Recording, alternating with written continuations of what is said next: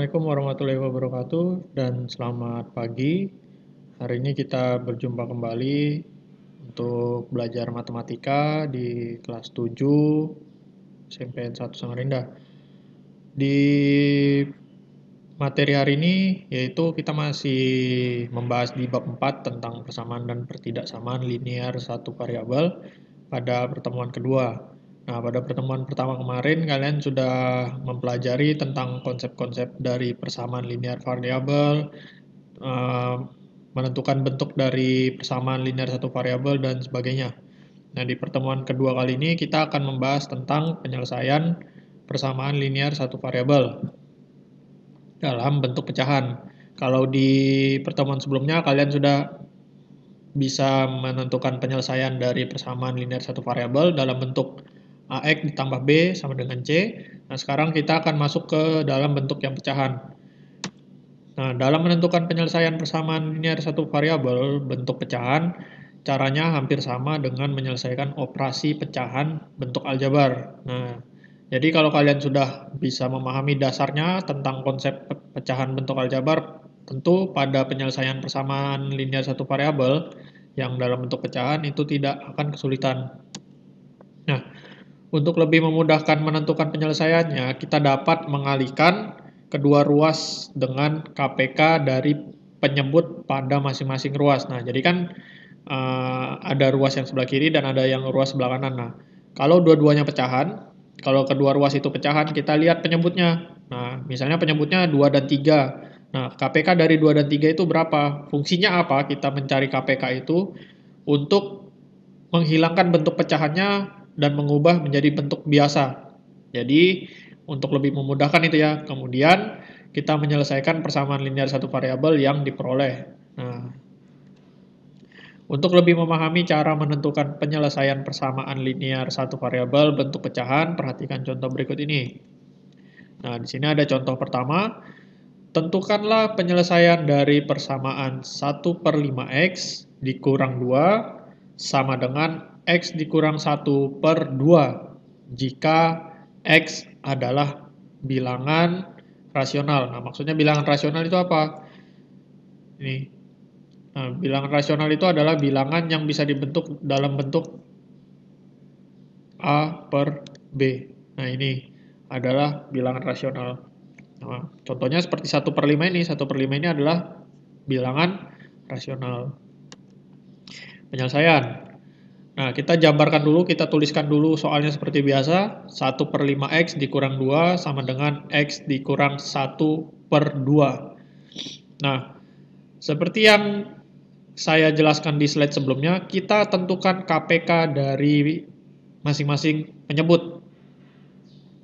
Dari dua penyebut di ruas kiri dan ruas kanan. Nah, di sini ruas sebelah kiri penyebutnya adalah 5 dan di ruas sebelah kanan penyebutnya adalah 2. Jadi KPK dari 5 dan 2 adalah 10.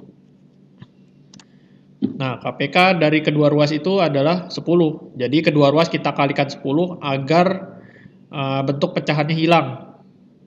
Agar bentuk pecahannya hilang dan berubah menjadi bentuk biasa. Sehingga kita peroleh 10 dikali 1/5x dikurang 2.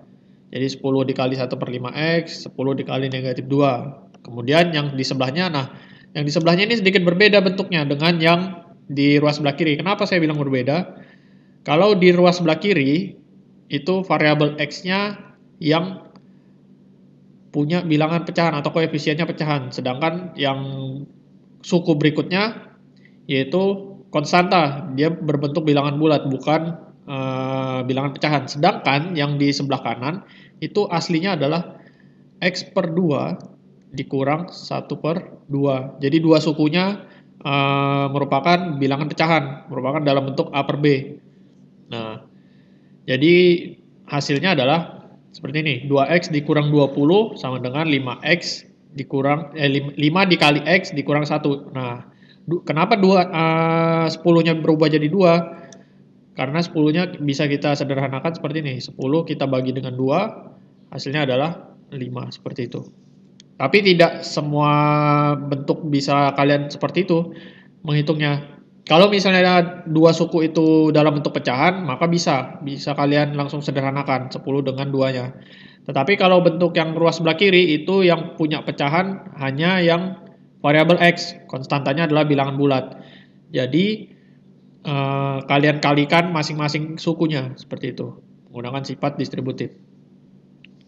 Nah, di sini kita sudah peroleh 2x dikurang 20 sama dengan 5 dikali x dikurang 1.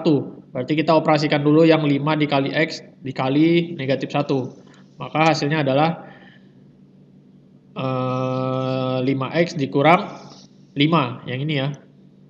Yang ini tuh hasilnya adalah 5x dikurang 5. Nah, yang di bagian bawahnya langsung saya sederhanakan, yaitu dengan kita hilangkan variabel X di sebelah kanan, di ruas sebelah kanan. Kita pindahkan ke sebelah kiri, maka koefisien dari variabel X di ruas sebelah kanan itu adalah 5 dan bernilai positif. Maka agar variabel X di sebelah kanan itu hilang, maka kita kurangkan dengan 5x. Jadi kedua ruas kita kurangkan dengan 5x. Maka kita peroleh hasilnya adalah negatif 3x dikurang 20 sama dengan negatif 5. Nah, kemudian kita akan memindahkan atau kita akan menghilangkan konstanta yang ada di ruas sebelah kiri. Konstanta yang ada di ruas sebelah kiri. Konstantanya berapa? Konstantanya adalah yang ini, 20. Konstantanya adalah negatif 20. Maka supaya konstantanya yang di sebelah kiri hilang atau habis, maka kita jumlahkan atau kita tambahkan masing-masing ruas dengan 20 seperti ini. Jadi negatif 3x dikurang 20 ditambah 20 sama dengan negatif 5 ditambah 20. Nah, kedua ruas kita tambahkan dengan 20. Maka kita peroleh hasilnya adalah negatif 3x sama dengan 15. Nah, kemudian langkah berikutnya kita mau membuat variabel x ini bernilai 1. Kita mau membuat variabel x ini bernilai 1. Maka kita lihat koefisien dari x ini. Koefisien dari x ini yaitu adalah negatif 3. Nah, supaya bernilai 1 maka kita harus bagi dengan negatif 3 juga. Maka kedua ruas kita bagi dengan negatif 3. Nah, jadi negatif 3x per negatif 3 sama dengan 15 per negatif 3. Maka kita peroleh hasilnya x sama dengan negatif 3. Jadi himpunan penyelesaian dari persamaan 1 per 5x dikurang 2 sama dengan x dikurang 1 per 2 adalah negatif 3. Nah, jangan lupa kalau yang ditanya himpunan penyelesaian harus ada tanda kurung kurawal. Kalau tidak ada tanda kurung kurawal, maka itu bukan himpunan penyelesaian, tapi hanya penyelesaian. Seperti itu ya.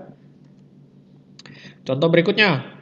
Tentukanlah penyelesaian dari persamaan 5y ditambah 1 per 4 sama dengan 4y dikurang 1 per 2. Jika x merupakan bilangan rasional. Sama seperti tadi ya, x merupakan bilangan rasional. Artinya x itu bisa diubah menjadi bentuk A per B. Nah, penyelesaian. Kita jabarkan seperti biasa, 5y ditambah 1 per 4 sama dengan 4y dikurang 1 per 2. Nah, kalau langkah yang tadi itu kita hilangkan bentuk pecahannya. Nah, contoh yang kali ini, contoh yang kedua ini, saya tidak menghilangkan terlebih dahulu bentuk pecahannya, tapi mengerjakan dalam bentuk pecahan. Nah, jadi yang pertama saya lakukan adalah mengubah atau memindahkan variabel y yang ada di ruas sebelah kanan ke ruas sebelah kiri. Maka kita kurangkan masing-masing ruas dengan negatif 4y. Dengan negatif 4y. Maka diperoleh hasilnya adalah y ditambah 1 per 4 sama dengan negatif 1 per 2. Nah, selanjutnya saya akan menghilangkan konstanta yang ada di ruas sebelah kiri, sehingga konstanta tersebut berada di ruas sebelah kanan. Maka kedua ruas kita kurangkan dengan 1 per 4, karena konstanta yang ada di ruas sebelah kiri itu adalah 1 per 4. Dan bernilai positif, maka kita kurangkan dengan negatif 1 per 4. Di ruas sebelah kanan juga kita kurangkan dengan negatif 1 per 4. Maka kita peroleh adalah Y sama dengan, nah itu saya samakan dulu penyebutnya. Jadi negatif 2/4 dikurang 1/4, maka hasilnya adalah Y sama dengan negatif 3/4. Nah, negatif 3/4 ini merupakan bilangan rasional. Bilangan rasional karena dapat dibentuk menjadi A per B. Jadi himpunan penyelesaian dari persamaan 5Y ditambah 1/4 sama dengan 4Y dikurang 1/2 adalah negatif 3/4. Seperti itu ya. Oke, berikutnya yaitu ada grafik himpunan penyelesaian persamaan linear satu variabel. Grafik himpunan penyelesaian persamaan linear satu variabel ditunjukkan pada suatu garis bilangan, yaitu berupa noktah atau titik. Jadi dalam suatu grafiknya itu ada suatu titik seperti ini yang menyatakan himpunan penyelesaian dari persamaan linear satu variabel. Nah, di sini contohnya, tentukanlah himpunan penyelesaian dari persamaan 4 dikali 2x ditambah 3 sama dengan 10x ditambah 8 jika x adalah elemen bilangan bulat. Kemudian gambarlah pada garis bilangan. Nah, garis bilangan ini adalah grafiknya maksudnya. Penyelesaian. Kita tulis terlebih dahulu bentuk persamaannya. Kemudian nah, itu sudah saya kalikan, yaitu 4 dikali 2x hasilnya 8x, 4 dikali 3 hasilnya adalah 12. Nah, kemudian seperti biasa yang saya kerjakan terlebih dahulu adalah menghilangkan variabel yang ada di ruas sebelah kanan. Kita pindahkan ke ruas sebelah kiri dengan cara mengurangkan masing-masing ruas dengan 10x. Nah, kedua ruas dikurang dengan 10x, maka hasilnya adalah 8x dikurang 10x ditambah 12 sama dengan 10x dikurang 10x ditambah 8. Hasilnya adalah negatif 2x ditambah 12 sama dengan 8. Kemudian saya mau menghilangkan konstanta yang ada di ruas sebelah kiri. Kita pindahkan ke ruas sebelah kanan dengan cara mengurangkan masing-masing ruas dengan 12. Karena di sini konstantanya bernilai positif, maka kita kurangkan masing-masing ruas dengan 12. Maka kita peroleh seperti ini. Negatif 2x ditambah 12 dikurang 12 sama dengan 8 dikurang 12. Maka kita peroleh hasilnya adalah negatif 2x sama dengan negatif 4. Nah, langkah terakhir yaitu kita buat variabel x bernilai 1. Variabel x koefisiennya bernilai 1, maka kita bagi masing-masing ruas dengan negatif 2. Nah, kedua ruas dibagi dengan negatif 2, maka kita peroleh X sama dengan 2. Jadi himpunan penyelesaian dari persamaan 4 dikali 2X ditambah 3 sama dengan 10X ditambah 8 adalah 2. Nah, grafik himpunan penyelesaiannya sebagai berikut. Jadi kalian yang pertama membuat garis bilangan, kalian kira-kira saja ukurannya, yang penting skalanya itu sesuai, misalnya jarak dari negatif 4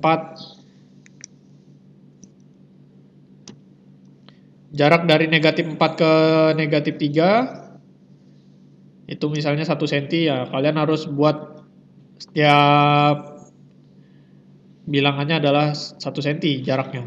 Nah, kemudian kita lihat penyelesaian dari persamaan tersebut adalah X sama dengan 2. Penyelesaiannya ya. Penyelesaiannya itu yang ini. X sama dengan 2. Maka kita buat titik atau noktahnya itu berada di 2. Karena 2-nya bernilai positif, maka kita buat di sumbu X yang positif. Nah, seperti itu yang kalian lihat ini ya. Jadi ada titik di bagian 2-nya. Maka itu adalah penyelesaian dari himpunan dari persamaan 4 dikali 2x ditambah 3 sama dengan 10x ditambah 10. Seperti itu ya. Berikutnya yaitu membuat model matematika dan menyelesaikan soal cerita yang berkaitan dengan persamaan linear satu variabel. Contoh, seorang petani mempunyai sebidang tanah berbentuk persegi panjang. Lebar tanah tersebut lebih pendek daripada panjangnya. Jika keliling tanah adalah 60 meter, tentukanlah luas tanah petani tersebut. Nah, penyelesaiannya.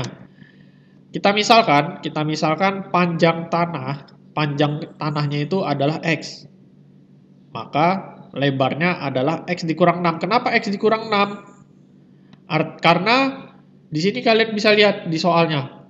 Lebar tanah tersebut 6 meter lebih pendek. Nah, berarti lebarnya itu lebih pendek dari 6. Misalnya panjangnya itu adalah 10. Nah, karena lebih pendek dari lebarnya itu lebih pendek daripada panjangnya, lebih pendek 6 meter, berarti kan 10 kita kurangkan dengan 6. Nah, sama seperti ini. Karena panjangnya belum kita ketahui, kita anggaplah X. Maka lebar tanahnya adalah X dikurang 6, panjang dikurang 6. Kemudian, jika panjangnya itu adalah X dan lebarnya adalah X dikurang 6 dan kelilingnya sama dengan 60, maka model matematikanya adalah K sama dengan 2 dikali P ditambah L. 60 sama dengan 2 dikali X ditambah X dikurang 6. Nah, jadi modelnya itu yang mana? Modelnya itu yang ini. Ini disebut model matematika, yaitu model persamaannya.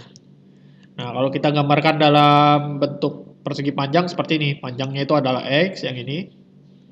Ini adalah panjangnya, kemudian ini adalah lebarnya.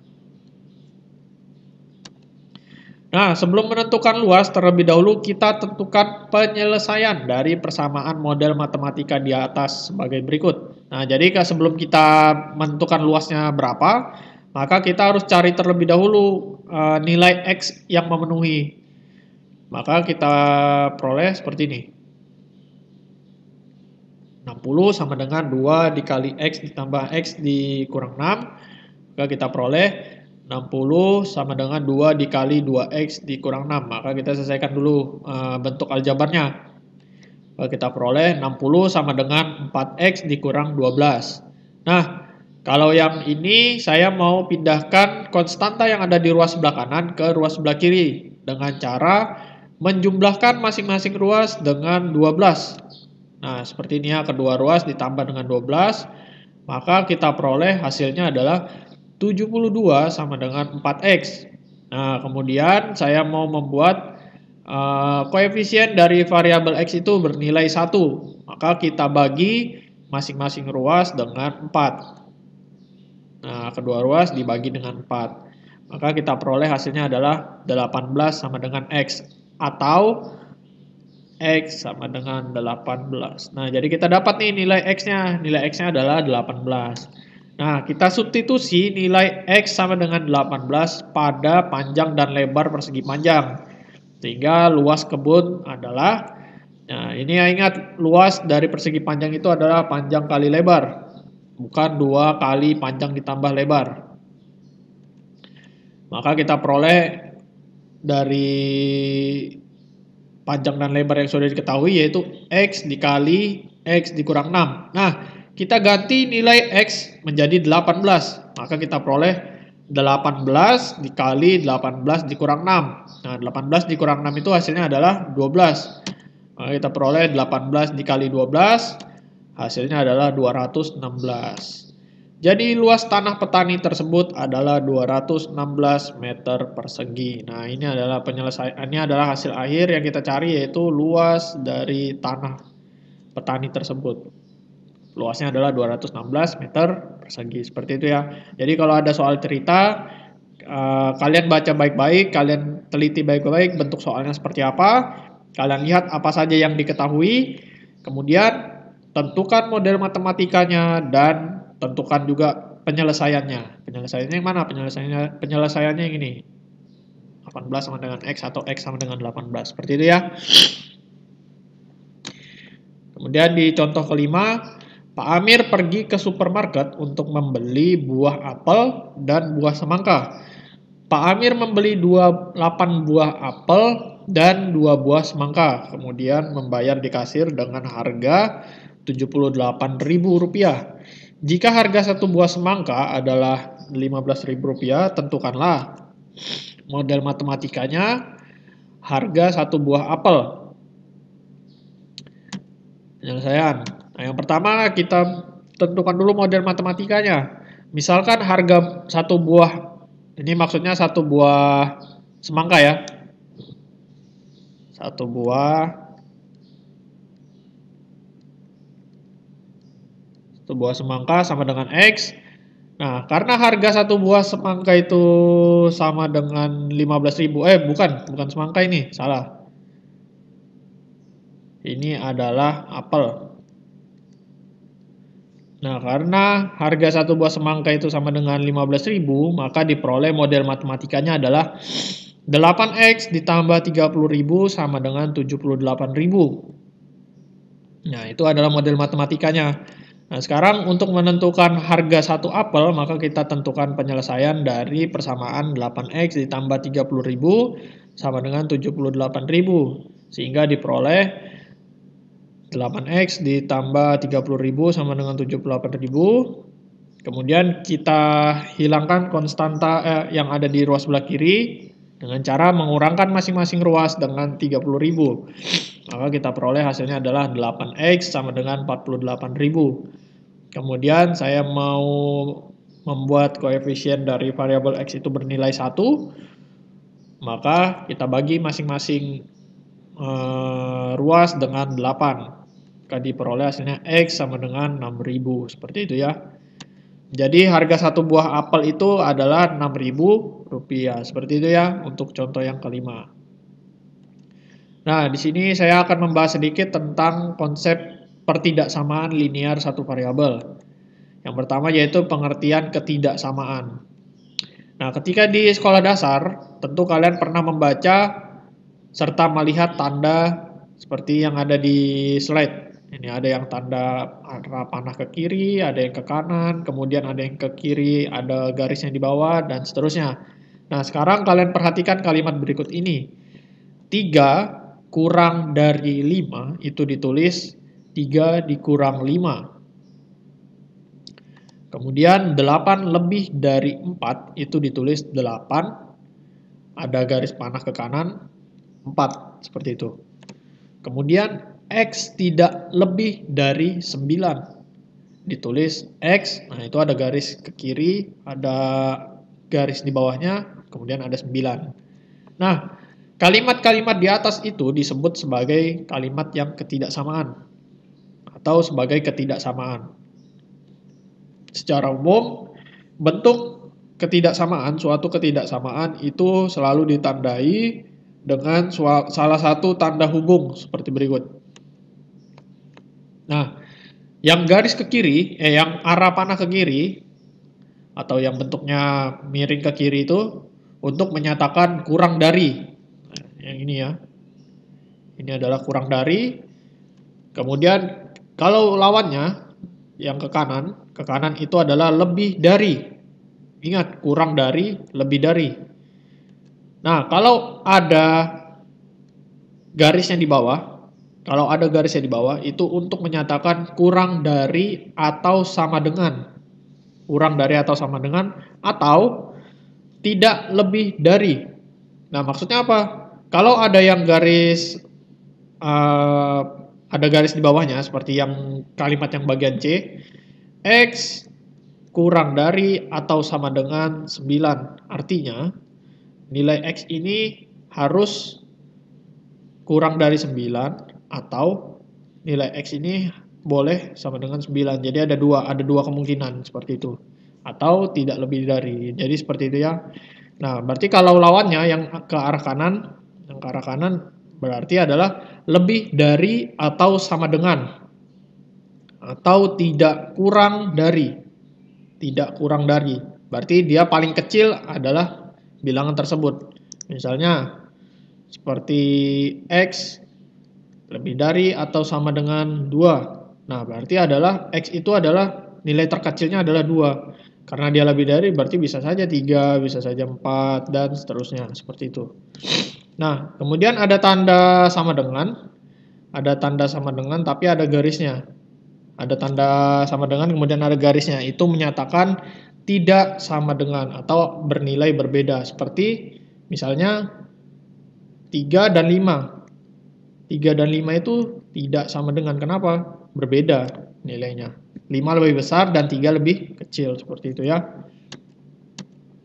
Kemudian berikutnya ada pengertian pertidaksamaan linier satu variabel. Perhatikan kalimat terbuka berikut. A, yang pertama, 6X kurang dari 18. 3P dikurang 2 lebih dari P.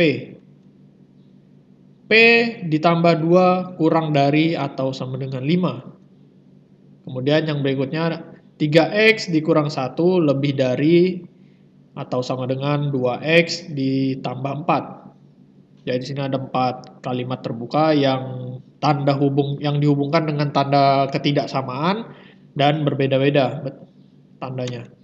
Nah, pada kalimat A dan D di atas masing-masing mempunyai satu variabel yaitu X dan berpangkat 1 dan dihubungkan dengan tanda pertidaksamaan sehingga disebut sebagai pertidaksamaan linier satu variabel. Kenapa disebut persamaan linier satu variabel?